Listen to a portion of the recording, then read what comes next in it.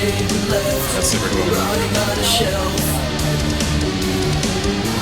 Last time I held you, how was I supposed to know? Oh, everything we had would be buried in the snow. The water's too cold, but I still try to swim. The ice is too much and my breathing's gone thin. Vision is fading, there's no use in waiting. There's nothing to fear, the end is near. Hold it up. Closer to the bottom, nothing matters anymore. I'm going numb. That's pretty awesome. I'm going numb.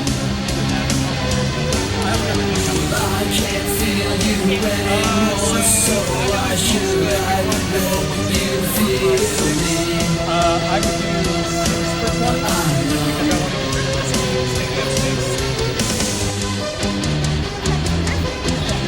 Yep.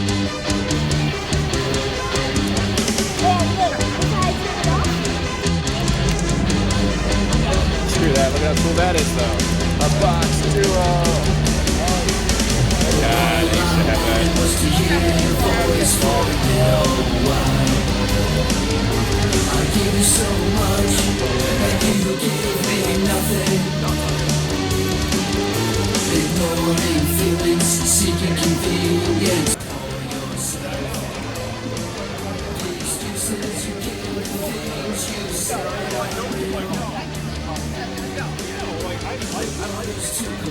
ED car? So play it mainly. Yep. Let's go play. I can tell you more about it in a little bit. Let's go play. Sorry.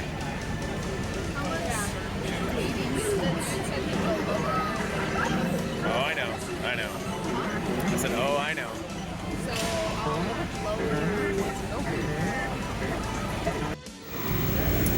Well, Dan, it's another VGS. I'm glad it's back. It's back and it was busy today. It was a nice hot July day and there were lots of vendors, lots of people, and it's been a long, busy, and fun day of playing games, looking at games, and enjoying the convention atmosphere in what is hopefully a post-pandemic world of things being more and more open for everyone to enjoy. Yeah, I gotta say, like, I think I kept hearing people saying, like, you know, a lot of people that had never been here before kept saying things like, you know, for post-pandemic, this is a really good turnout, this is going really well, and honestly, I haven't been to a game convention since January of 2020, really. So just seeing this, it does feel like, obviously there's probably about 20% of people here wearing masks. You're wearing a mask, and it's good to see that, you know, to try to contain it. Social distancing, to some extent, is pretty well here. There's hand sanitizer at every game station that I've seen so far. And yeah, it's awesome. It's awesome, and it is this building. It's interesting because this building, I came here for a wrestling show. It was actually an Impact Wrestling, 2019, October of 2019. That was Bound for Glory was in this building, and so yeah. I have no idea what Bound for Glory was Ken Shamrock wrestling, some other people. Did somebody steal his Lucky Charms? Wrong Shamrock. Sorry about looking at all of this. But what is that? No, it was great though, and this building's awesome. And even if it's not that hot outside, but if it is super hot out, you wouldn't feel it in here because the wind blows. It's just constant airflow. I love it. It's great. There's a nice and cool one here. Yeah. See Little Duncan doing the dance. is awesome. What do you guys think? Look at how cute. Is that what I'm supposed to do? Yes.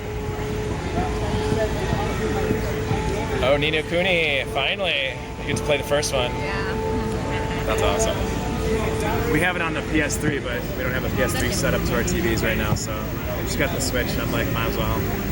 She started playing Ni no Kuni 2, and I told her, I'm like, That's pretty good, but I think the first one's a better game. And the first one, especially the first couple hours, is a really great game.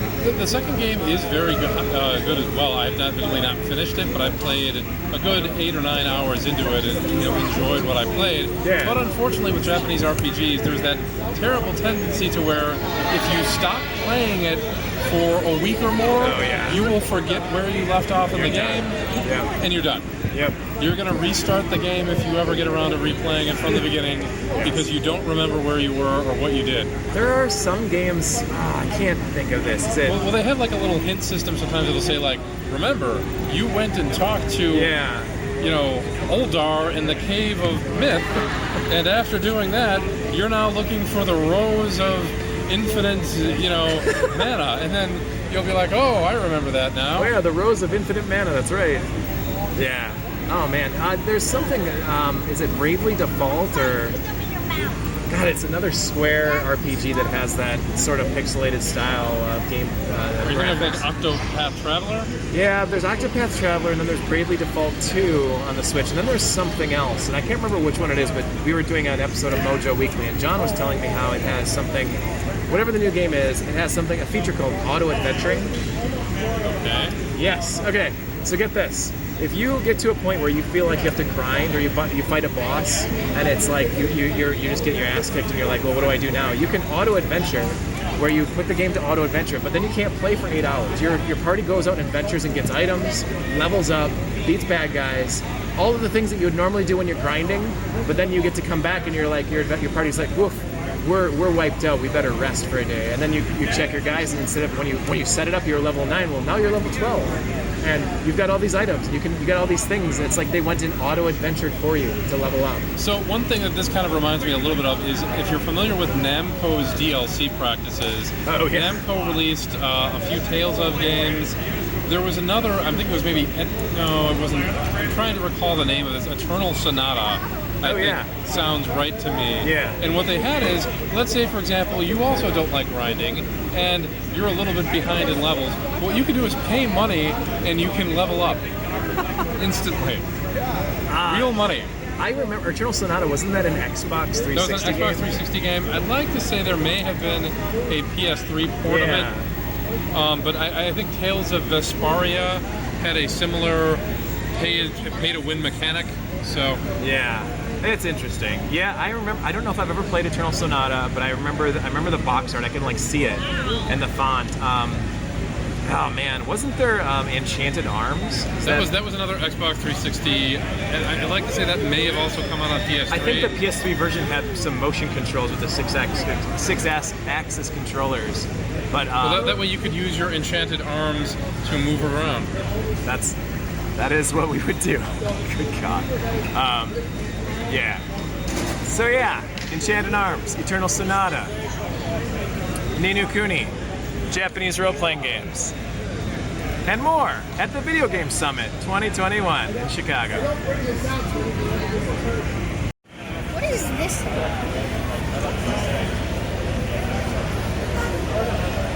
How's it going, Josh? It's going pretty well. How are you guys doing? Great.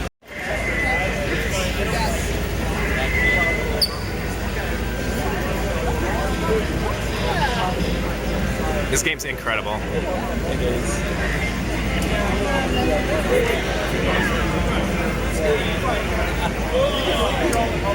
Way to go, buddy.